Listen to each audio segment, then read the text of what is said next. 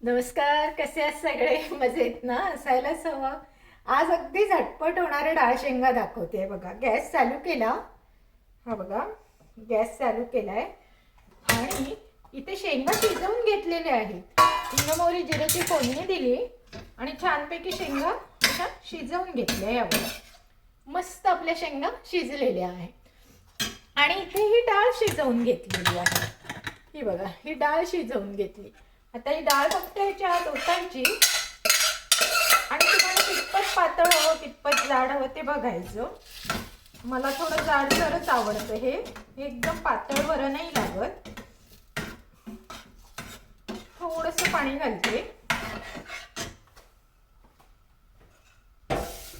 फक्त टोप धुण्यापुरतं.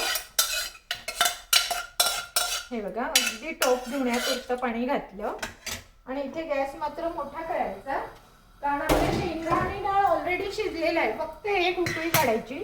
खूप छान शेंगा होतात. मस्त डाळ शेंगा आपल्या रेडी होणार आहे. फक्त दाखवते तुम्हाला. हे बघा,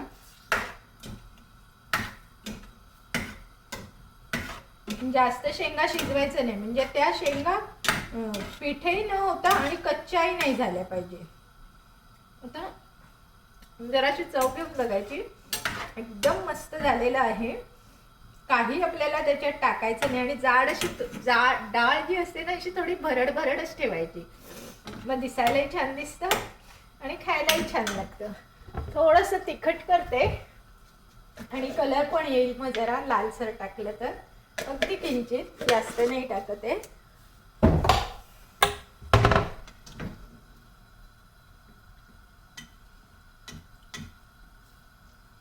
आणि आंबटसाठी मी कोकम टाकलेली आहे.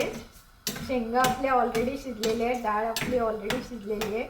एक उकळी आता आलेली आहे. ही बघा, छानपैकी ह्याला उकळी आलेली तुम्हाला दिसत असेल. मी तुम्हाला जवळून पण दाखवू शकते. हे बघा, छान उकळी दिसत आहे. तर अशा प्रकारे आपले अगदी 2 मिनिटात झटपट डाळ शेंगा झाल्या आणि चव तर हा काय म्हणाल तुम्ही, सगळ्याला मागे टाकेल अशी चव झालेली आहे. जर तुम्ही माझ्या व्हिडिओवर नवीन असाल तर मला लाईक शेअर सबस्क्राईब करायला अजिबात विसरू नका. बाय.